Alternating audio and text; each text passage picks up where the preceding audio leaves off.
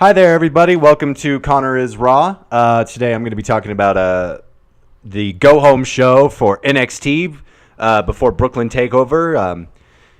Real quick, I just want to say that NXT really is probably the best thing WWE's got going for it. Also, if you notice, I'm not recording video. I don't know. It just felt weird. It just felt weird doing that. So right now, I'm just gonna be talking. So let's start off with it was a good show. I enjoyed it immensely. I literally just watched it, so it's all fresh to me. No, it was a really good show. Like I just said, I enjoyed it. First, we have a contract signing between Asuka and Ember Moon. Ember Moon talks about this is probably one of the better Ember Moon promos, but that doesn't really say a lot. I don't think she's a bad talker necessarily. I just think her character work is not matching what she's saying. I don't really know what she is. She looks like she's supposed to be intense and she tries to be, but it's very obvious she's trying to be.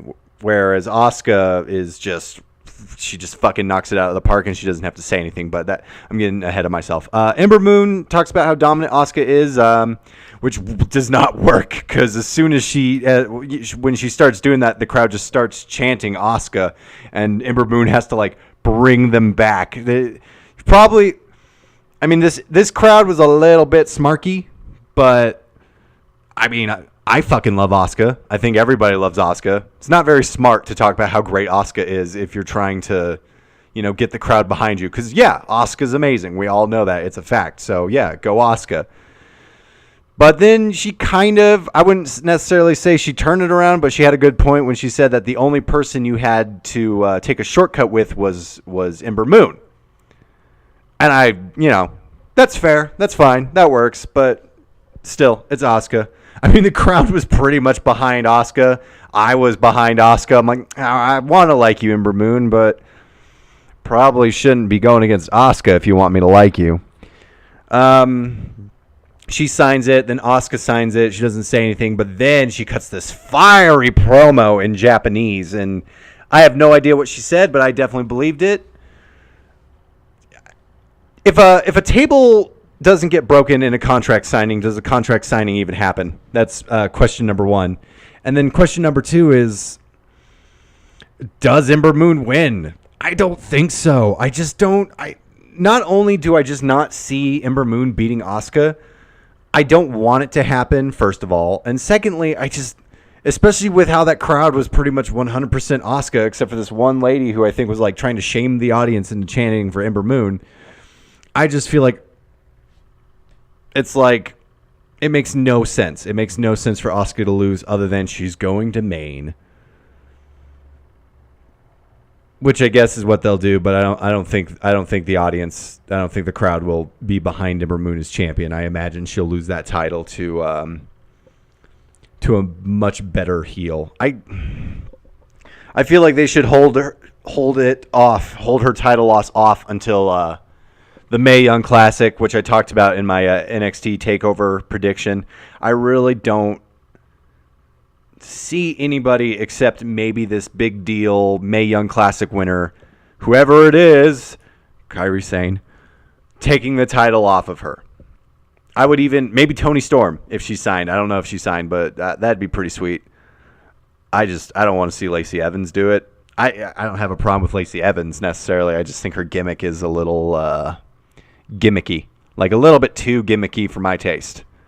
I'm not a huge 1950s pinup girl fan, and it's just too on the nose. I don't really like her theme music either. I think she looks the part. Her moveset, works. So I'm not bashing her as a wrestler. It's just her gimmick. I'm like, I don't really like that. It's not for me.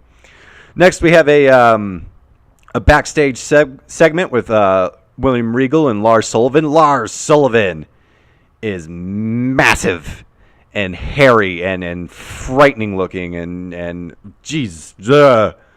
And he tells William Regal, hey, put me in a tag team match. I won't beat up my partner this time, which causes Mauro Ranallo to make a an obscure reference to some new wave band that promises song, and I kind of was it just to me was like, okay, yep, you said that. Wasn't very clever, but you said that, Moro, so good job. Glad you're on NXT. You call great matches, but your references are not only dated but not funny. But whatever. You do you, boo. Next, we have our first match of the night. Street Profits, Montez Ford and Angelo Dawkins versus Lars Sullivan and Chris Sylvio, who kind of, with the glasses, reminded me of Brian Kendrick for a second. And then he took the glasses off and he looked nothing like Brian Kendrick.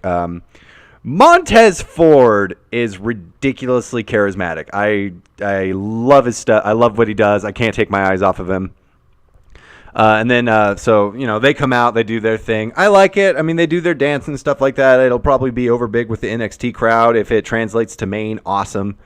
Good for them. Good for them to not be Crime Time 2.0. I like their stuff. I'm not trying to bag on them. I really like Montez Ford. Lars Sullivan comes out with his tag team partner, and they're playing Sullivan's music, and it kind of sounds like the WWE 2K. You don't want to use a real wrestler's theme, so you use that one. That's what his theme music reminded me of. So the match starts. Sullivan's going to wrestle, but Sylvio tags himself in. He runs up, and Angelo Dawkins knocks him out. Not out, but knocks him the fuck down with the clothesline, and Montez Ford runs through the crowd and just starts screaming in humorous amazement, and the crowd is eating it up. They start chanting NXT, and I thought that was great. I would love to see that. If that's a regular thing with them, I think that's great. That was awesome. It's a short match. They do their little thing. Angelo Dawkins does his 360 stinger splash or whatever, hits him with a spine buster. Montez Ford hits a beautiful frog splash. Beautiful. They win the match. And it's mostly to get Lars to do his monster destroying little guy thing, which I'll get into in a second. But when the match is over, Lars is walking over to Sylvio, and the crowd just starts chanting, "Lars is going to kill you." I think Sullivan's going to be pretty over with the crowd. I don't really know if he'll be over on main roster. I'll get into my thoughts on Lars Sullivan in a little bit. He looks like a monster. He looks terrifying, not like Braun Strowman terrifying, but the equivalent of that. He looks scary. I want to think he'll be a huge deal because he's got a great look. He takes Sullivan outside because he promised he would not destroy his partner in the ring, so he takes Sylvio outside to destroy him. Is beating up jobbers really a heel thing? I don't know. I don't really feel like that's a heel thing. I think the crowd eats that up. I'm worried with the direction they're taking Lars Sullivan that he's going to be a comedy act. And I don't know if that's necessarily a problem. I'm not a huge comedy wrestler guy. I mean, I enjoy it sparingly, but it's not like I'm never like, "Oh my God, I'm amazed by what I'm watching right now. Oh yeah, comedy wrestling, it's so great. Thank you for that." I'm not. That's not who I am. But if they're trying to make Lars Sullivan a heel, and the crowd loves what he does, does that work? What's the plan with Lars Sullivan, WWE? I got to know. Email me. Next up, we have our second match of the night, which is Billie Kay and Peyton Royce versus Ruby Riot. Well, not Billie Kay and Peyton Royce, but she accompanies her to the ring. The iconic duo is just an Australian lay cool. I don't think there's any difference in them other than the accent. And maybe the iconic duos are just a bit too cartoony.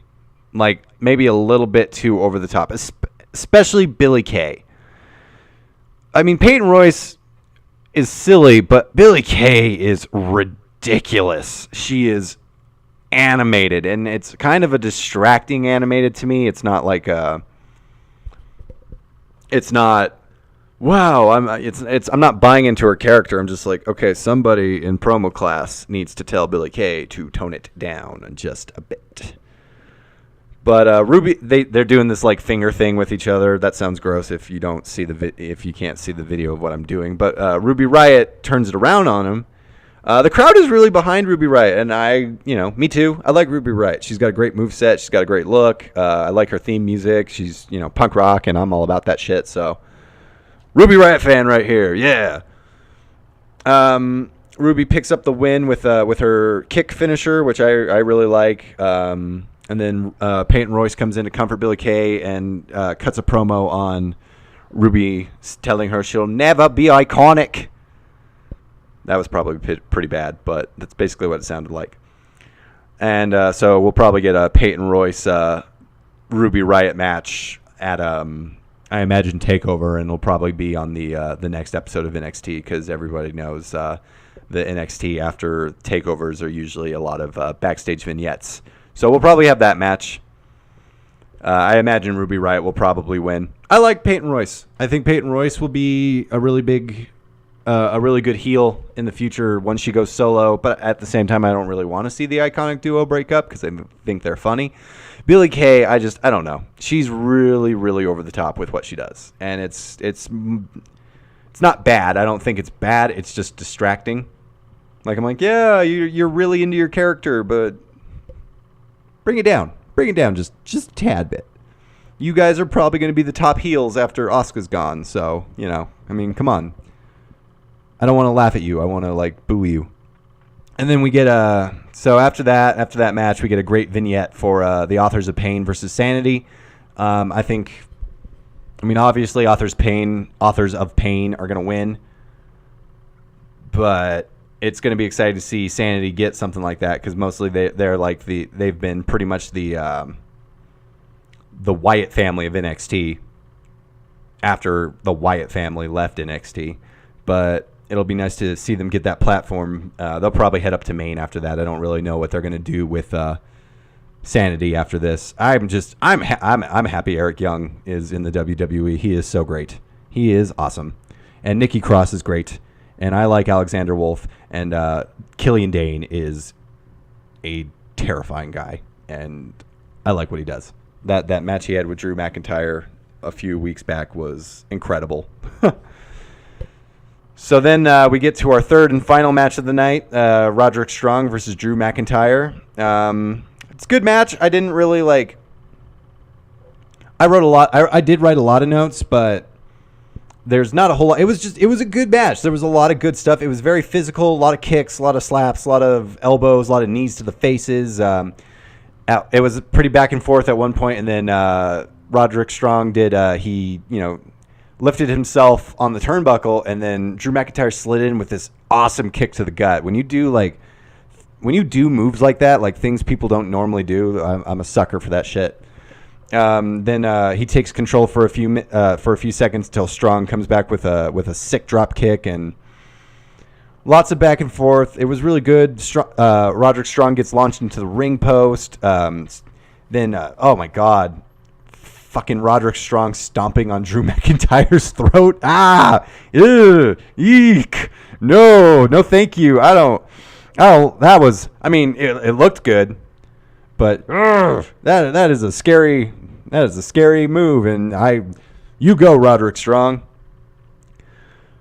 Real quick, I just got to say, McIntyre looks fucking amazing. He just looks so real. He is, I don't want to say a knight, but a barbarian basically looking to fight. It works so well with him. And then I actually, in my notes, I wrote this in all capital letters. He did the reverse Alabama slam, which is a callback to my takeover prediction. I love that move. It's terrifying. I don't know how the guy protects himself with that move, but he did it. I was so happy. Oh God, I will cheer every time I see that move happen. He sets up a Claymaker. Strong avoids it with a knee to the face, which was really, which was awesome. No, I can't gush enough about how great this match actually was. McIntyre hits Strong with a sick fucking headbutt on the turnbuckle, and they're just beating the hell out of each other this entire match. And then Roderick Strong keeps trying to do, I think he's trying to stomp him or something on the turnbuckle. He's in the Tree of Woe position, basically, and he keeps trying to get up. Strong won't let him. McIntyre keeps trying to get up. Strong won't let him. And then Roode comes in. He elbows Roderick Strong off of the turnbuckle, causes disqualification, no contest, which, no, Drew McIntyre won that match. That's how the disqualifications work. And then Roode starts beating up both men. He takes his time with Roderick Strong, and then he starts beating the shit out of Drew McIntyre. And then he ends it with, he blows a kiss to Roderick Strong, which is some excellent heel work right there. And then he does his glorious thing, and I don't know. I mean, I don't really know if the standing tall rule applies to NXT, but it kind of seems like, is Bobby Roode going to drop that title at TakeOver? I know that he's in the new WWE game. I know that they are really excited about, I know there are rumors of him coming to the main roster. I know that Adam Cole is most likely coming to the WWE. I say most likely because I don't know. I haven't read anything yet. If I read something, then I will go, oh, he is coming to the WWE. You should have just committed to that rumor, you fucking idiot. But back to my... I don't know. Is Bobby Roode going to drop that title? He might. That's a very WWE thing to do in the show with the champion, the heel champion standing tall, like he outsmarted everybody. And then he loses the title to Drew McIntyre. My question really is, though, does Roderick Strong, now that Bobby Roode has attacked him and cost him his chance to face him, does Roderick Strong get added to the match now? I could see it happening. He's not doing anything for NXT TakeOver. I wouldn't be surprised if he comes out and they make it a surprise triple threat. I mean, it seems kind of weird that they've been, booking this one-on-one match, but they really haven't been doing a whole lot with that. Like, this is like the first time where like Bobby Roode actually got heat on Drew McIntyre. And it's all just been the Roderick Strong versus Bobby Roode story. So I don't know. I think Roderick Strong could do it, and then he could win it. He could win the title from Bobby Roode. I don't want it to happen. Like I said in my NXT TakeOver prediction, I really do think Bobby Roode should hold the title for a while. But if they're planning on moving him to the main roster soon, I see it. I see that happening. I don't necessarily have a problem with it. I'm a Bobby Roode fan. I'm happy to see him hold the title. I'm happy to see him hold the championship. But if they're going to give it to Roderick Strong for the story and have Bobby Roode move over to Maine and be a huge star in Maine, because I know he absolutely can be, because I see him going to SmackDown if he's going anywhere, because they need some heels. They need some strong main event heels, because Kevin Owens is not much of a heel. Everybody loves Kevin Owens. Jinder Mahal is... I don't see Jinder Mahal being a main eventer after SummerSlam if he drops the title to Shinsuke. I have to say if, but he's most likely going to drop that title. So I don't know. Where does NXT go from here? Does Bobby Roode lose the title at TakeOver to McIntyre, or does he lose it to Roderick Strong getting added to the match? Does Adam Cole show up? Does he show up to the NXT TakeOver Brooklyn? He might. If what's going around is true and he's signed, then yeah, he probably will. Will he get a huge pop? I don't know. I'd like to think he would. But Adam Cole's not necessarily a Bobby Roode. He wasn't on the second promotion, which I think is what helps Bobby Roode a little bit. And he wasn't Drew McIntyre, who was already part of WWE. I don't want to say that Adam Cole is not a huge star. I'm just curious as to how familiar with ROH WWE fans really are. Well, there you go. It was a very good, very great go-home show for TakeOver Brooklyn. I'm very excited to be watching it. I will definitely be. There will definitely be a reaction video to both SummerSlam and TakeOver Brooklyn 3. I don't know if I'll do them both in the same episode. I might, just to make it longer. Or I might do them separate for more content. I'm just either option is just good. Thank you for watching Connor is Raw. I'm Connor Bradley, and that was my podcast. Thank you.